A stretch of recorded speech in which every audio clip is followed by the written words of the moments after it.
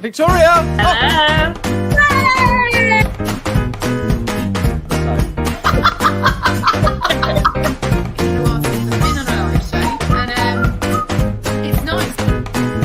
Victoria, tell us about the guests we've got coming to. Oh my god, we do have an amazing lineup of guests, don't we?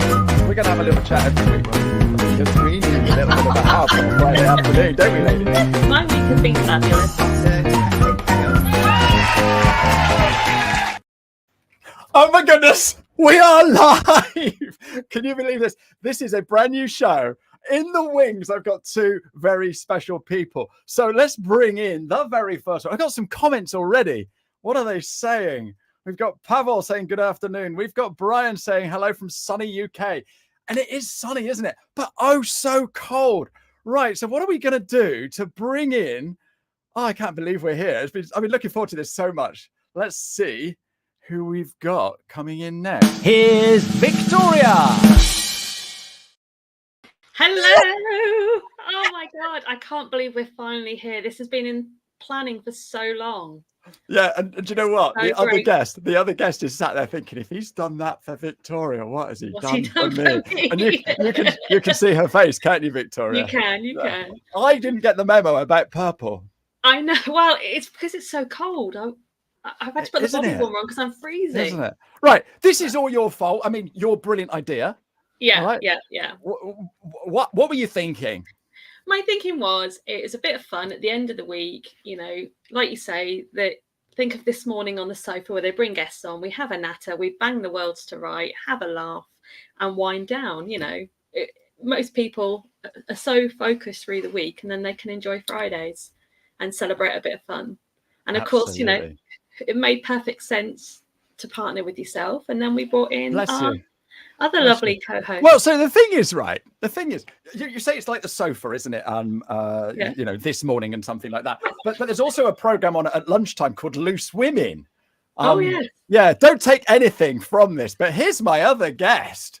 Co-partner. Let's see, who have we got here? Here's Odessa.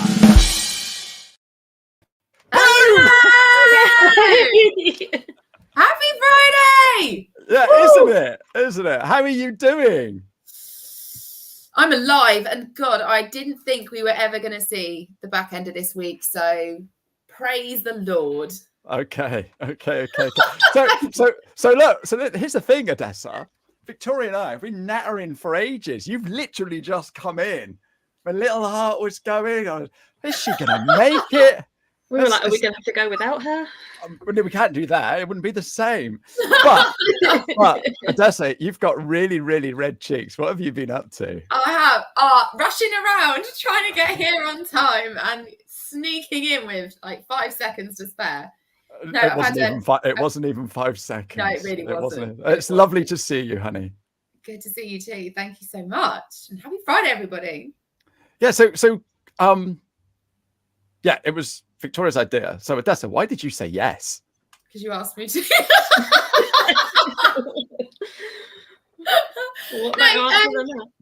I think it's like we've all worked on our own for such a long period of time now that I think any opportunity where we can bring people together and a nice end to the week and build that community, then I think we should always take it. And I haven't done a live show in quite some time. I loved doing them. So yeah, happy to be involved.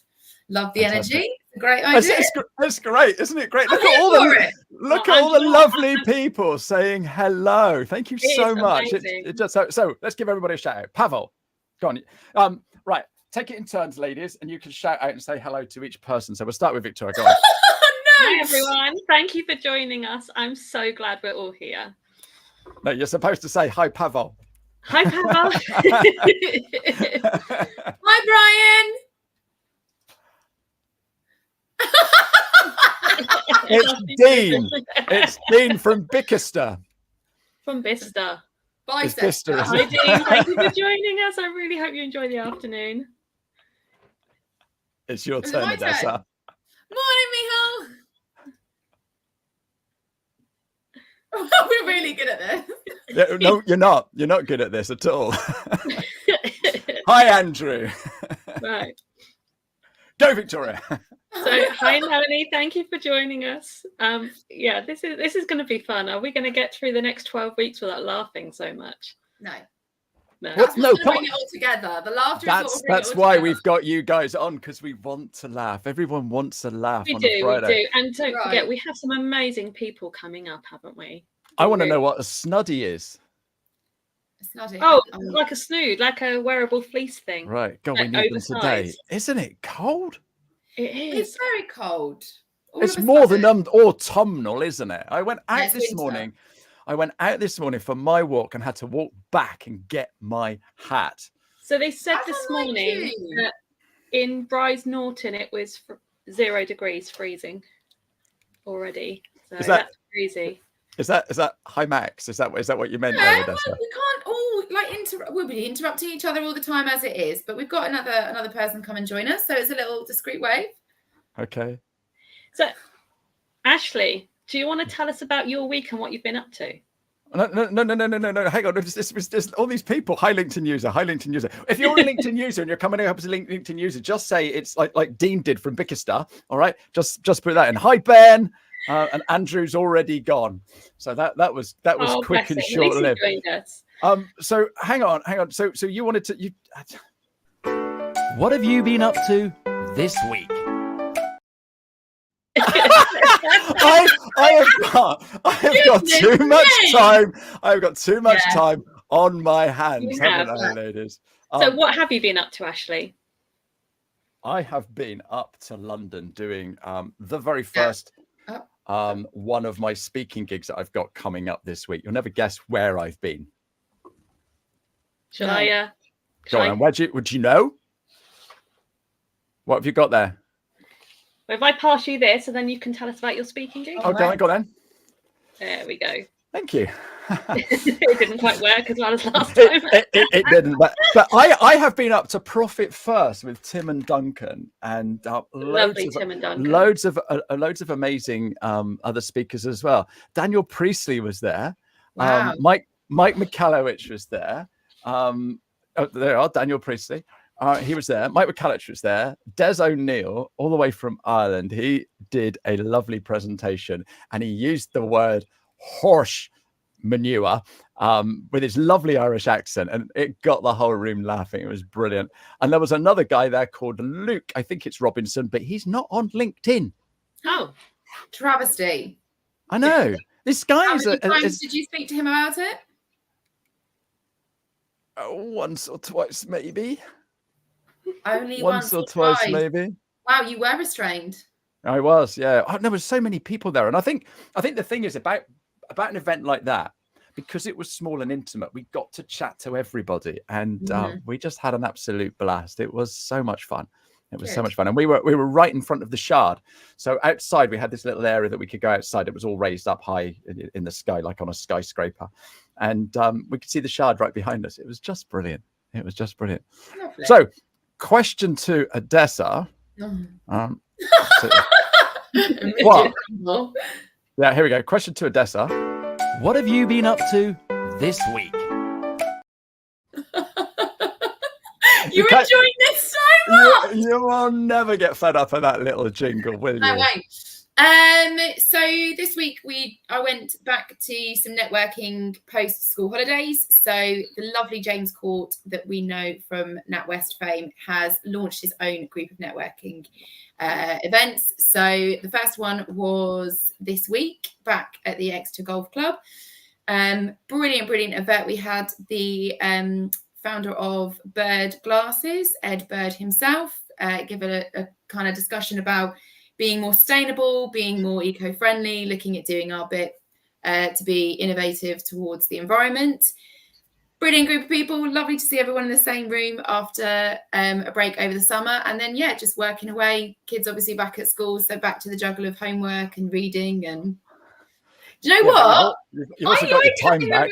I like having them around. So, but you always moaned about them being. No, I don't moan. No, every parent moans about having children, but they actually love their children. Otherwise, you kind of wouldn't have had them, and you definitely wouldn't have told them or adopted them out somewhere. When they grow up, you feel lost. I can remember when my son went off to university, suddenly I was like, what do I do with myself? My role as a teacher had changed, you know, he didn't need me in the same way as he had previously. Yeah. Appreciate it whilst they're young. And this time of year, it is dropping off at university time. And whenever I talk about it, I always remember when I took Jess to uni, and it's years ago now. And I managed to hold it together, and I'm just welling up now. Managed to hold it together until I got to the car, and I was in pieces, and I cried all the way home. It was horrible. And then I cried for months afterwards. It was hard. I think for me, it was that first night without him in the house, because you know, obviously we'd gone through the pandemic where we spent a lot more time together as a family, and we did a lot of family orientated things. So the first sort of night where he wasn't here, or that first week, was quite an adjustment, because it was so quiet in the house. I've obviously got 2 other children, so you know, it wasn't completely empty, but you know what I mean? That's just having that. No, it's not. The whole dynamics go, Odessa. The whole dynamics, and Debs is still putting out 4 places for dinner. I'm like, no, she's not here. It was horrible. It was really horrible. Favoritism, because when he comes home, I'll buy in things that I know he likes, and the other kids are going, "Oh, he's your favorite." And I was like, "It's not that. It's just that you're with me all the time, and he's back just in the holiday, so I want to make him feel welcome." Yeah, but come on. We're amongst friends. Which one is your favorite? No, they're all my fault. I'd have sold my kids up the river just in that moment. You were like, "No, you've already practiced this." My favorite is whoever's the most behaved that day or that week, or the one that brings me the most joy.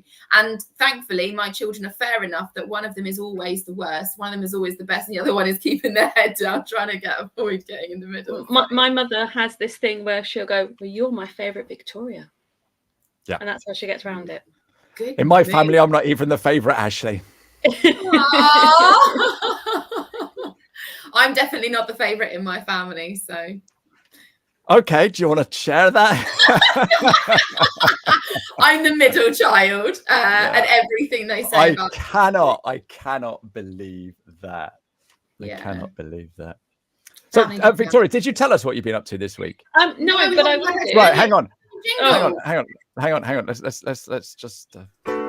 What have you been up to this week? Wow. It's been a pretty manic week, to be fair. So Tuesday, I hosted a workshop, Chaos to Clarity, Organizational Strategies for Neurodivergent Entrepreneurs. I've been working with clients. That was a long title. I know. Was the workbook this wide? No, it was the workbook was about 12 pages, I think. Excellent. And how was it? It was a really good session, and just being able to help. I've got to email them out this afternoon, actually, the attendees, with the links to things. But no, it was really nice to do, and to feel like you've helped someone, you've had a positive impact, was really rewarding. And then yesterday was my mental day of networking. So I have 2 networking events back to back, and then one-to-one meetings. So I was zonked yesterday.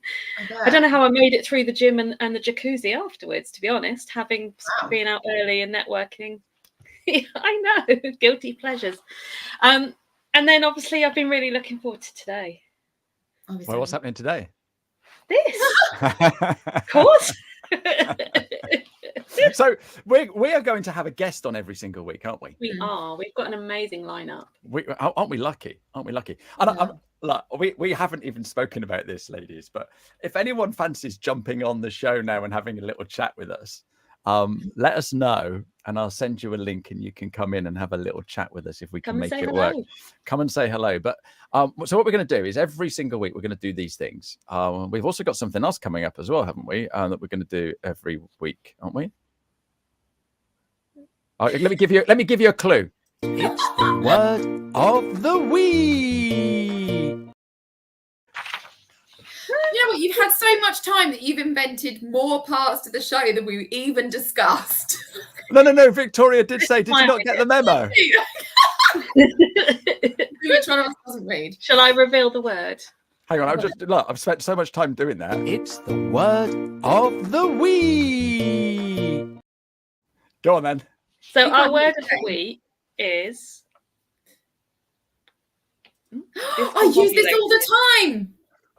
So And the you can reason tell I us picked what it this means word then. is that it was my late brother's favourite word, but I just Aw. love it, and so I thought it would be a good one to start us on. Nice. Yeah. So it's informal. It's characterised by confusion or disorder. Is the definition of it. So either that or the Friday Club. Yeah, both. So we discombobulate, do we? We do. We absolutely do. But does that mean you can be combobulated? To be discombobulated, can you have combobulation? No idea. I like to debate these things. The kids, we keep talking about decapitation. Don't ask why. I've got 3 kids. Decapitation, but can you be capitated if you can be decapitated? Well, yeah, if you've got your if you've got your head on your You don't shoulder, say, "Oh, it's okay, guys, I'm capitated." You'll say you'll be decapitated. Like one of them we use, one of them we clearly don't. Yeah. Yeah, but hang on. It's just fun with children just to drop that in there and see what it does. We are all capitated because our heads are on our shoulders. Yeah, I know, but you don't say it, do you? You only talk about it when it's taken off. Well, let's drop that into the conversation. I think we should all try and use the word discombobulated in a post over the next week at some point. That's fine. That's I a good use idea. it so regularly. That's a good idea. I've never used the word, so where would I use it, guys? Well, you use it in a sentence, so you might say that you're confused and anxious by something that's made you discombobulated. Yeah. Okay, I didn't hear any of that because I was reading Melanie's message. So she's come up with something for discombobulation or whatever.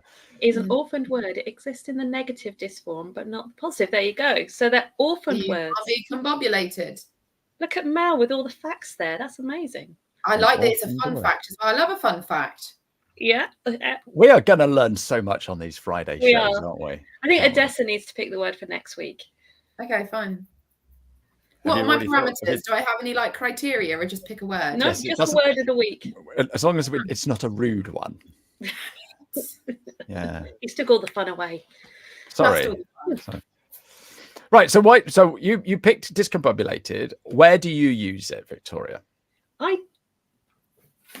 I mean, look, I'm always discombobulated. I'm always confused and anxious. That's just me. So it could be used in any context, really. I'm going to start using it. I think it's a great word. It's an underused word, isn't it? It is. Yeah. It's a nice word. Do you know what I forgot to say or forgot to ask is,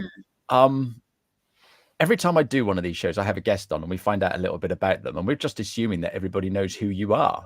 Yeah, but we've got new audiences today because there's loads of people here coming on to watch because we've got Victoria. There's loads of people coming on to watch because we've got Odessa. But there's some people that wouldn't know one from the other. So Melanie's saying she's now a geek. That's cool. We know you're a geek, Melanie. So thank you for that. Right. So what I want to do then is let's find out. You've got another soundbite for this. If you don't do these every single week, I'm just so disappointed.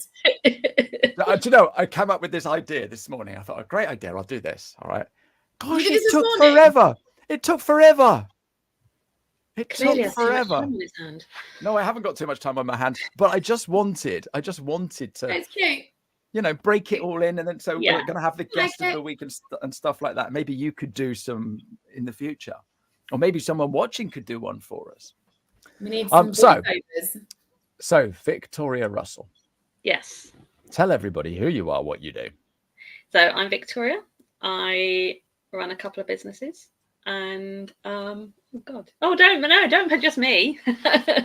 So hi, I'm Victoria. I am the founder and owner of BGL Business Support, Inspired Minds UK Consulting, and a new company which I'll announce in a few weeks' time. What are you going to announce in a few weeks' time? A new company. A new company. Where do we get to when we decide we're going to create a new company? Well, that really is entrepreneurial, isn't it? Yeah, but do you know what? So I'm a neurodivergent business owner and mother, and I like to. If you don't champion for your children, then no one else will. And I've learned that hard in the last couple of years, especially with my daughter with the neurodivergent challenges in education and other settings. And that's why I'm really passionate about that, and my brain is always coming up with lots of ideas. So, and there's a thing called the ADHD tax, and the idea being that that it costs you a certain thing. So, example for me, I came up with an idea for a website that was going to be a marketplace platform for a certain industry. Brought the domain with all the excitement and the dopamine rush that I was having from this idea. Yeah. Then it went.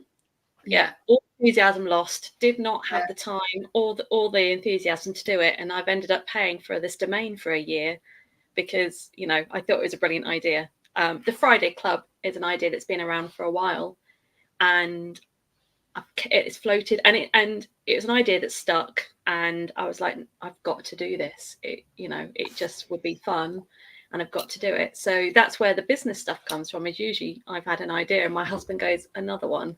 But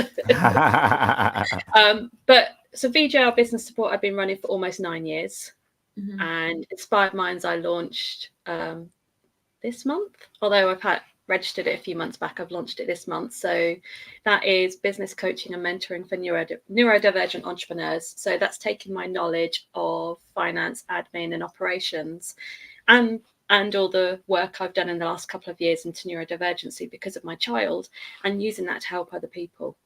Because I've also been a volunteer mentor since the start of last year with the Help to Grow scheme. And I know your face, but I've seen how do you fit it all in, Victoria? There's you. You do. You just do. You're a mother. You just do it all. But I've seen the benefit from others, and I've had mentors myself. I've had an amazing mentor, a lady called Susie, who we've got coming on this season. And yeah, I just, when I see how that helps others and how I benefit from it, that's what I decided to do Inspired Minds. Good for you. Good for you. Sorry, right. a little bit. No. It's great because now everybody knows what you do. So thank you for that. Mark! You know him, Hi, do you? Mark. Hi, Mark! Do you want to share anything with us, Odessa? Your little face lit up there when you saw Mark. It's like he walked into a room with a bunch of flowers for you. Oh, no. Well, it's funny because there are certain people that you speak to all the time and they become part of your kind of regular tribe and regular group. And then there are a couple of people that you know for a bit, and then that thing that you knew them by changes. And so you kind of lose touch with them. And Mark and I, every now and then, we'll sort of get in touch with each other and we'll check in. But it's just lovely when people join in when maybe you haven't seen them or spoken to them in a while. But there's always that thing. And if they see that you're live, they drop in. So hi, Mark. Fantastic. So you can explain to him what the Friday Club is all about. Me now, no pressure. Well, come on, we've been live for 20 minutes. We've been live for 20 minutes. You should have worked out what it's all about by now. I mean, I feel like we did this bit already. No. Yeah, but he wasn't here, was he? He wasn't here. Oh, he might have been here. He might just have said hello. It's just, well, I mean, it's a water cooler moment. Essentially, it's a water cooler moment. It's bringing everybody together and doing that community piece. Oh, you like to put me on the spot, don't you? Absolutely. And talking about on the spot, talking about on the spot, tell everybody what you do, Odessa. Oh, no pressure. So I'm a content writer, but more specifically a ghostwriter. So I write content on LinkedIn for newsletters, blogs, and websites where it sounds like the person that I'm writing for. So it doesn't sound like me. It might have a bit of a twang to it purely because I know what improves engagement, what stirs the community. But it's about the things that my clients care about, and it's written engagingly and articulately. So yes, that's what I do in short. How did you get into it? So I was working for a video marketing agency as a contractor. They were looking for leads. I was supposed to be a sales executive. They knew I didn't have experience. So I was working out how we were supposed to generate leads from nothing. So I started doing a lot of virtual and in-person networking. Then I started writing content because I worked out that's what we needed, and that personal pieces worked better than pure hard business and reposts. And then when I lost that job, I spent 5-6 weeks networking and then writing about the people I was meeting. I'd write notes in every meeting. So I take a quote from something that it said, that would become the post. that became what I was known for. And then as my community grew and I continued writing, I was approached and asked whether or not that was something I wanted to do as a job. And I've been doing it for the last 3 years. Brilliant. Nice. Brilliant. We've been watching you grow as well.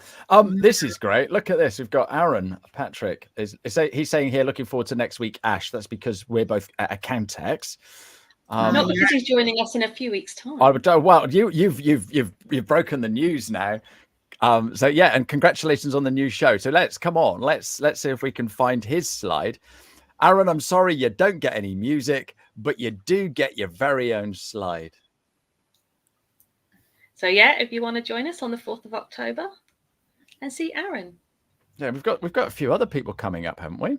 We have. We've got an amazing lineup coming up. Go on. So who's our very first guest next week? So next week we have Andy Mullaney. Do you want to tell us a bit more about Andy? So Andy is a guy I met quite a while ago now at one of these networking event things, and really, really lovely guy. And he's written a book, and he's a bit of a I can't say that word. Do you know that? Can you say that word? Thank you. He's just had a little bit of a battle with cancer, and he's coming in to talk to us about the mental battle that goes on. So there's going to be a really interesting conversation, but he's also great fun. And he did say he's got a couple of books he's going to give away to people that come and watch. So looking forward to catching up with Andy. He'll be a great guest next week. Then who else have we got? Then after that, we have Jane Tarrant. Yeah. Got to be careful when Jane comes on, because she is a breathing retrainer. And she's gonna get us breathing properly. She's gonna I don't know if she's gonna show us her bum, but she's definitely going to get some tape out and show us what she does with her tape.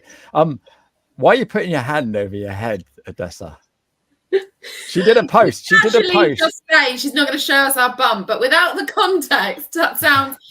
This is Jane. She likes to teach us to breathe, and also she shows off her ass every week. I didn't say I said bum. Context. Do you know the context? Do you know the context? Yeah, I do, but you have to explain for everyone else. You explain the context. No, you do it. You're the one who's. Well, I can't talk about a lady's bum, can I? Well, you just did. So she has got a QR code on the very bottom of her t-shirt at the back. And so what she's done is taken a photograph of that QR code, but obviously you can see her bum. And she posted it on LinkedIn saying you can scan my QR code or something like that. And the post went viral because her bum was in it, which is just very clever marketing, Jane. She is very, very good at marketing. So much fun. So I'm looking forward to that one there. So we've got Aaron on the 4th of October. And then on the 11th of October, we've got Jodie Natasha. That is going to be an interesting show. Who's looking forward to that show? Indeed. So Jodie is, I can't think of the word for it. She's a human design expert. Mm-hmm. So we're going to find out about human design. And has she read your charts yet, guys? She has already given us our charts. Yeah. Have you had them sent to you yet? Yeah. Yeah. Okay. Can't wait. I can't wait. So when's that? When is Jodie coming? Jodie is on the 11th of October. 11th of October. Yeah. Do we want to reveal any further? No, because we haven't got the slides for them. Okay, we'll do that next week. And not only that, someone else might come along and say, "Hey, have me." But yeah, it's funny actually, because obviously we are ramming in so many good guests over the next 12 weeks, and then we're lining up next seasons as well, and we don't even have any dates for that. So it's crazy. Yeah. So that's saying that this is going to be such a success that we're going to want to do another series, or that we want to tie ourselves into another series, or what have you. Mark's got a question for you. What is what is it with the gillet? So, Mark, I had bariatric surgery 2 years ago, and as a result of that and the big weight loss, I really feel the cold more than others. So I could put the heating on, but I can't be bothered, and it's only me that's cold, basically. And the thing is, as soon as you put the heating on, that's it. You've done it, haven't you? You Yeah, want to try. yeah. You want to try and leave it.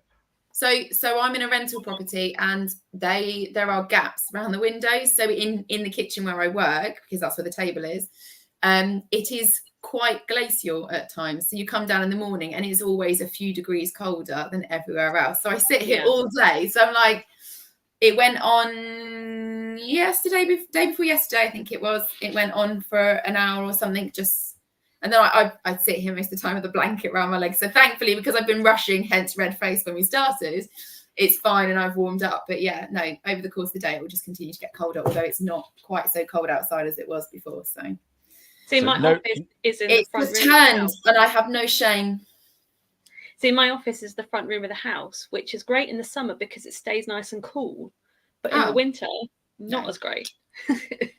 No. Yeah, I don't get any sun. The body warmer. It's because I'm a bit cold. So I don't get any sun in this shed until late afternoon. So yeah, this time of year, it's not much fun. No, it's not much fun.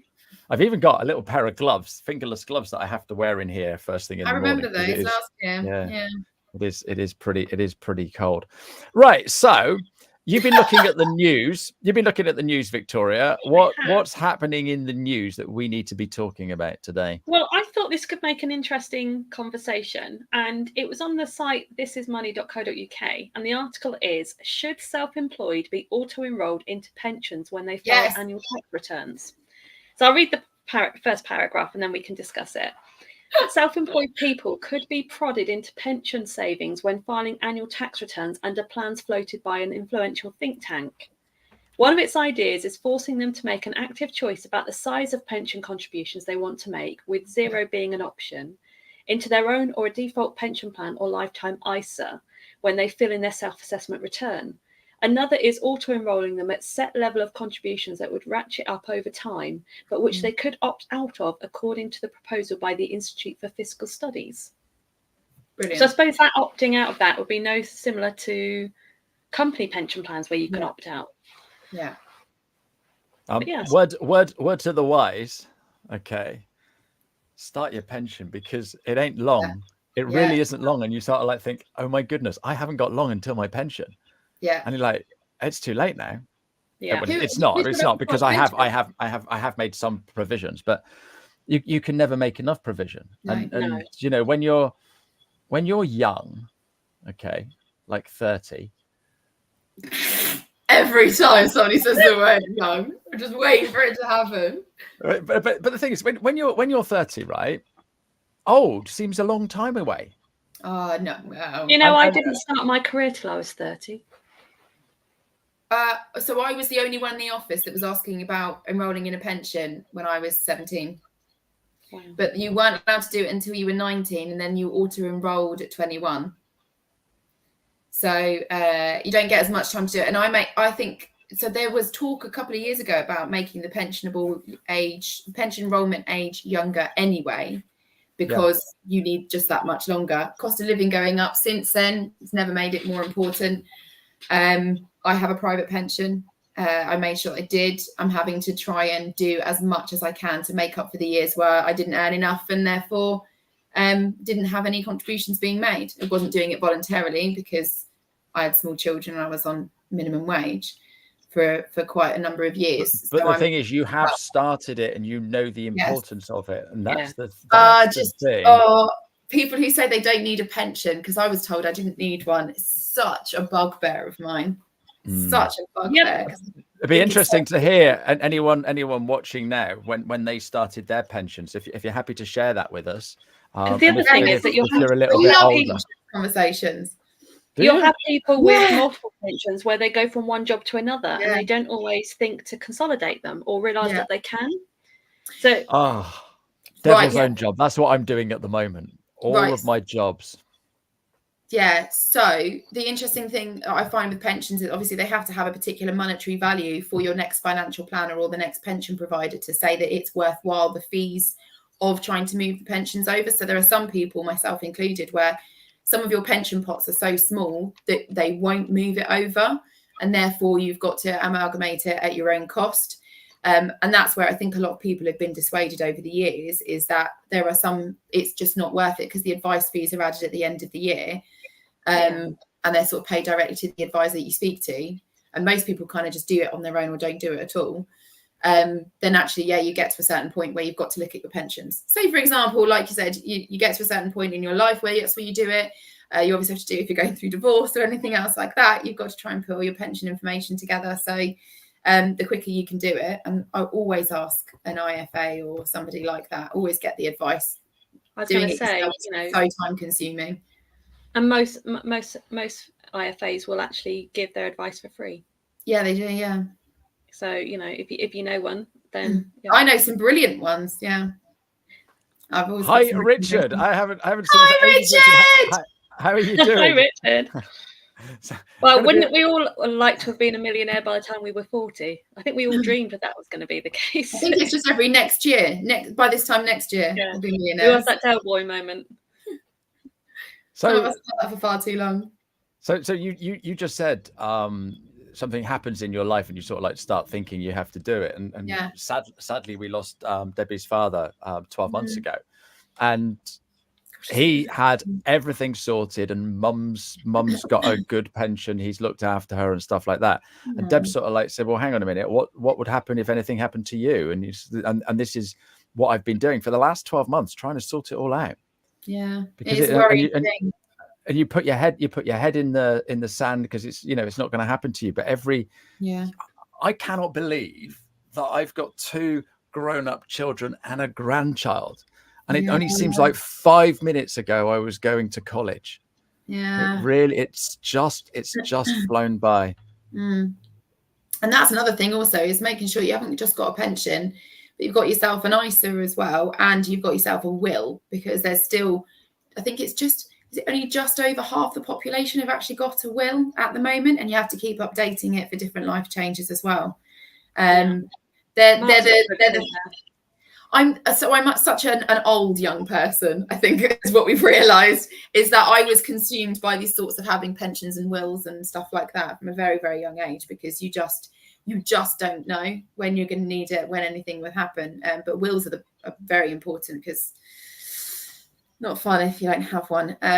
Mark's comment: had a personal pension since age 16, was supposed to retire at 50. Due to the financial change in the past year, the amount you need for comfortable retirement has shot up. Yes, this benchmark moves so much. I did write some content for a financial planner, and this was something that we tried to talk about as much as possible, because that benchmark just keeps moving. And what was comfortable 10 years ago now is probably minimum wage worthy. So yes, the more you can contribute, the earlier you can start, and it's never too late, as well as never being too early.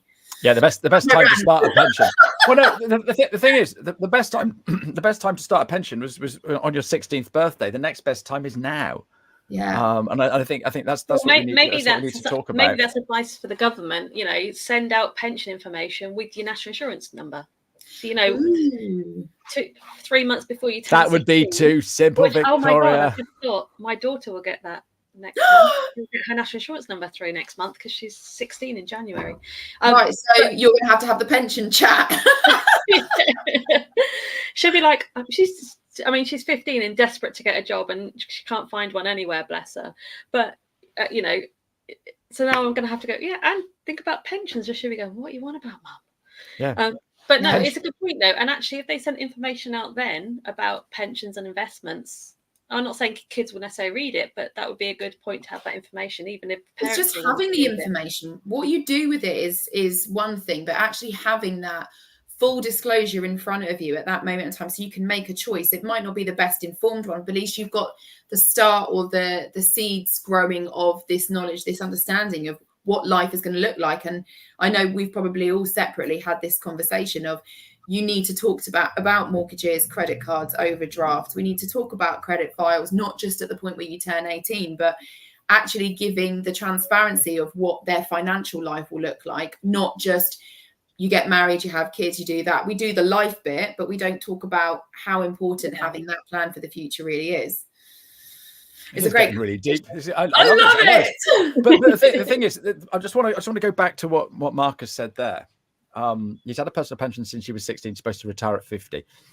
I can remember doing my pension when I think we just got married or were about to get married. So I was 21, 22. And I signed up to, you could choose your retirement age. And it was the first time that they allowed it not to be 65, and it was 55. And I thought, oh my God, it's going to be, that's years away.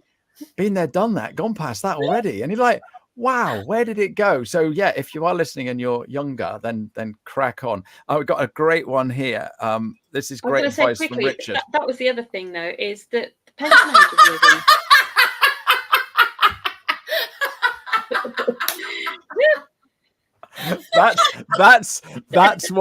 That's why we have Odessa on this show. That laugh is magical. I love you so much. You're amazing. But if you think, even 10, 20 years ago, the female age was 60 for retirement and 65 for men, and already all three of us are looking at later ages than that to retire. Yeah. Odessa will be 103 when she retires. I don't actually think I'll ever stop working. My grandfather was 78, 79 when he finally was forced to retire.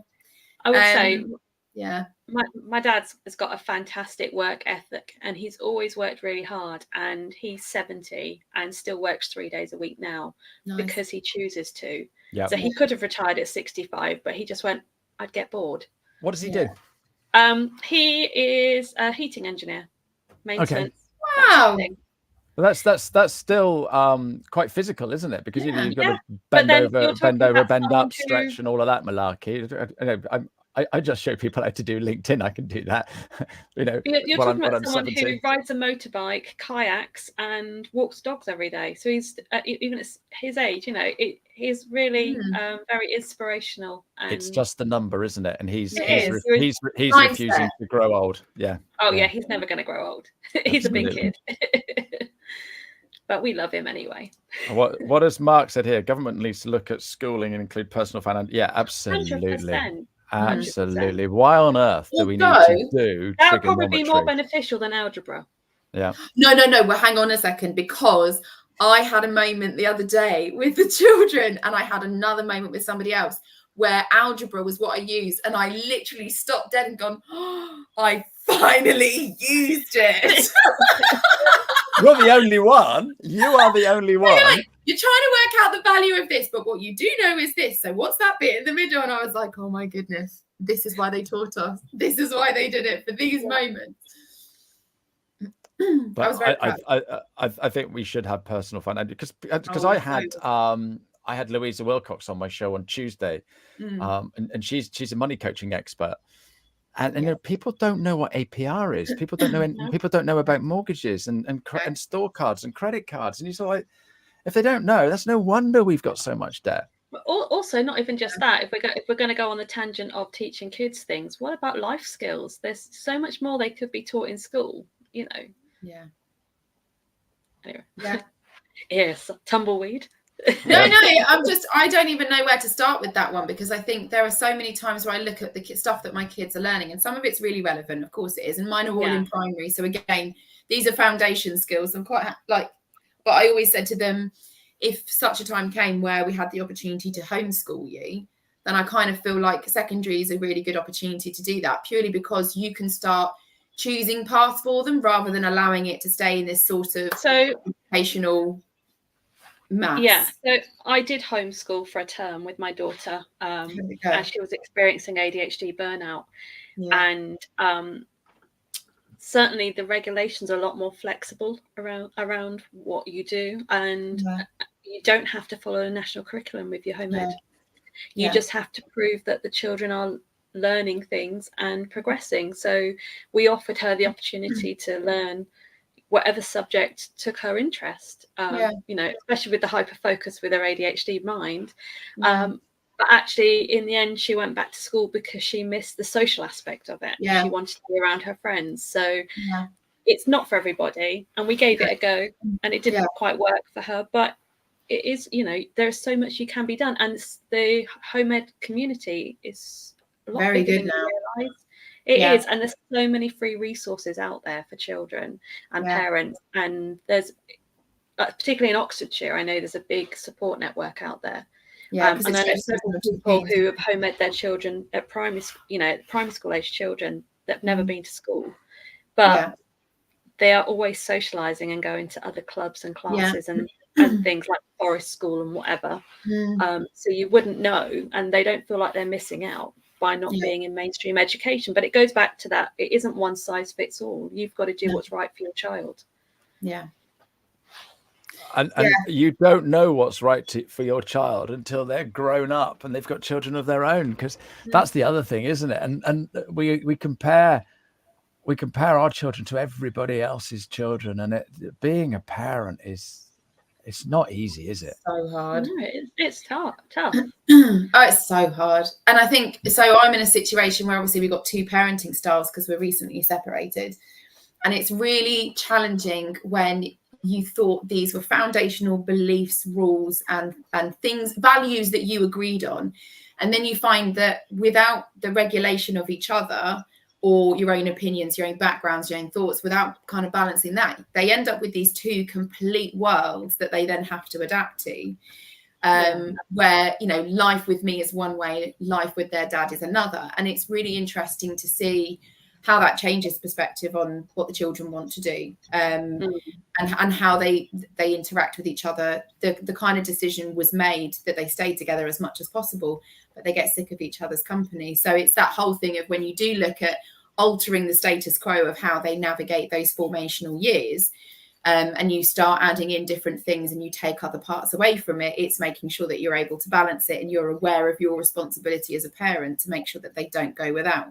But it is a challenge, and I never thought that we'd be in this situation, but certainly I never thought that we'd even consider, or I would even consider homeschooling. But we obviously did some video content with Lee last December. Can you believe that was that long ago? I know. And he homeschools his children, and actually so many of the opportunities available now are just so much better. You've got a lot less contention, there's a lot less resistance to it, and for some kids, as we said, it really works very well. So there's a lot of neurodivergent children that end up being homeschooled purely because the routine of school doesn't fit for them. You know, my child struggles with time blindness really badly, so meant to be at school for sort of 8:40 and just leaving the house at 8:40, and that's on a good day. And it's important that you, like, luckily the school she's at now are really understanding and they work with us on that. That's not saying that she's lazy, and it's not saying I wake her up at 6:30 every morning trying to get her out the bloody door on time. Doesn't happen, no matter, you know, with all the will in the world. My daughter. And when you've got someone who is so stubborn and forth, and you just can't. No, you try. But it's interesting what you're saying with the parenting styles, because myself and my husband have very similar values, and we've raised the children that way. But I'm very much the strict parent. He's very much the nicey nice soft parent. That's the pretty standard split, though. I find there's a few examples. Pretty standard split that it's always the woman that's the strict. No. I'm the strict parent. But you know why? Because we have to deal with the kids all day long. And also, there's so much that comes back to. Sorry, Ashley. This is great. And these are the sort of conversations we want to be having. On this show. Can we just go back to the pension bit, and then we'll come back to this parenting thing, because we've got a couple of things going on here. Where are we? Rick, your funny laugh. I was just thinking, if you're listening on the podcast, you'd have missed this funny joke. Richard told his partner that they've got enough to retire comfortably, providing that they both die next Tuesday. So I thought that was quite funny. But so Richard's now come back and said, in all seriousness, the last 30 years of fairly steep house pricing, a lot of people have thought, bricks and mortar. Yes. Is my pension. No, I'm living in my pension. But the trouble is, what if the house prices crash? What if you can't downsize because of market stagnation? And then the equity release sharks start circling. And it's sort of like, well, hang on a minute. I've got a really nice house that I like. I don't want to downsize. You know, because the kids will be coming back, or, you know, all the other things that you can do. So, you know, you can't just turn around and say, oh, it's fine, I don't need a pension, I've got a house, and I haven't got long on my mortgage. And then Mark saying that he's Gosh, you don't look old enough to have You two don't, children of Mark. 25 and 23. You But he's don't look old enough. he's trying to help them with that's a 14-year-old photo he's got there. But he's been trying to help them with home AI budgeting, generated. spreadsheets. Yeah. But how can you excite a 25-year-old and a 23-year-old about budgeting? Well, you can't excite them, can you? Well, I don't know about you two, but I was married and I had a child at 22. So I had 2 children by that age. Yeah. So Mark, give them. Whereas Get them married. Get them down the mines. Get them married, or let them borrow a niece or a nephew or some small child, and you'll very quickly work out how expensive it is to have children and a life. So we saying that everyone in this room were all married by the age of 21? Yeah. I was with my husband, but we weren't married at that point, but we'd had children. My sons are one's going to be 24 in a couple of weeks and the other's nearly 22. And they've both got very different styles with money and perspectives. So I'm not going to say but they were both brought up by the same parents, and that's what I can't understand, because my girls are exactly the same. Yeah, exactly the same. So where were we on this parenting thing? Where were we? Parenting styles. Yeah, but where did we get to? I can't remember. You can't. The train of thought left the station, Ashley, and it's just run off. I'm really sorry. I just wanted to tie up that last bit of the conversation. Mums versus dads in terms of who's the strict parent and who's the fun parent. So I think what you'll find is that mums have so many touch points with education systems, health visitors, midwives, other mums. There is so much expectation. We are and this is my go-to example for all of it is I remember with my eldest, who's now 10, other mums being, oh, is he not rolled over? He's 7 months and he hasn't rolled over yet. That's a huge developmental milestone. And I'm like, there's not a whole adult generation or a pocket of society that can't roll over into adulthood. Like, they will catch up, but we are put so much pressure on that anything that's a deficiency, anything that doesn't seem quite right, or anything that needs to be worked on, it's always mum. It doesn't care if she works more. It doesn't care if she travels. It doesn't care if she's the primary parent or not. It always comes back to mum. There is 1 or 2 dads, maybe a handful more, that I can think of off the head, where you did have an active role in raising the children. You got stuck in, you learned all these things. You didn't come back to wife or mum or anybody and say, what am I supposed to do with this? Because you took just as active a participating role in learning, because you're both first-time parents. You both are learning from scratch. I had very small younger brothers. My youngest was born when I was 16. And so I knew the theory of taking care of a child, but the actual practical, nothing prepares you for that. Nope.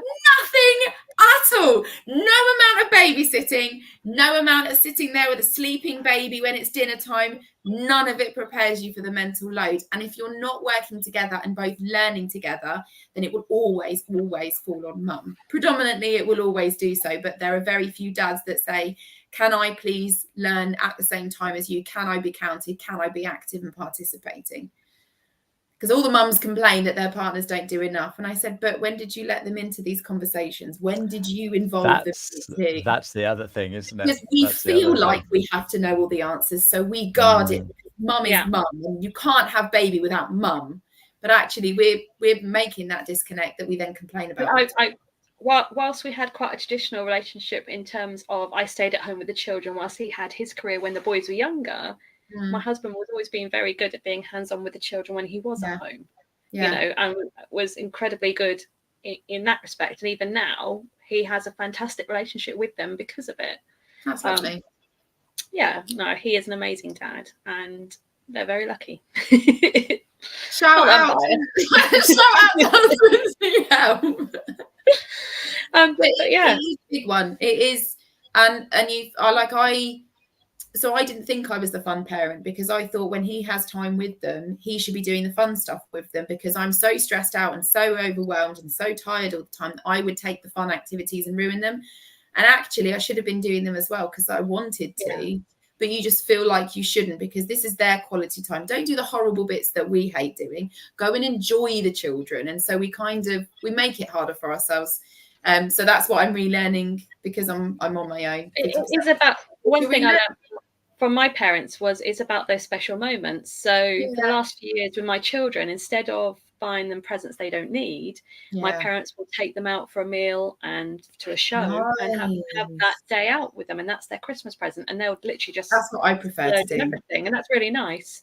One of the things we do on Christmas Day, I hate to say the C word, but we don't spend the whole day opening presents. We have brunch and then we take the dogs for a walk and we go off a walk through the fields, and and then by the time we get back in sort of like 1 o'clock, then it's get your relaxing gear on, open the bubbly and chill out and enjoy the day. Excellent. I know where I'm going at 1 o'clock on Christmas Day. Well, except for I don't drink now, but not even on Christmas Day. Do you know what? Well, this is the first year of me not drinking. I once in a blue moon I'll have a glass of rum, but otherwise I'm a lemonade and lime sort of girl. That's me. Fair enough. I just don't enjoy it. Ladies, I was thinking, how are we going to chat for an hour? But we've managed it. Oh, it's so easy. I didn't doubt it for a second. It was more, how are we going to stick to half an hour or 45 minutes? An hour is easy. Awesome. How was your show then? What did you think? The first show we've ever done together. What were your thoughts, guys?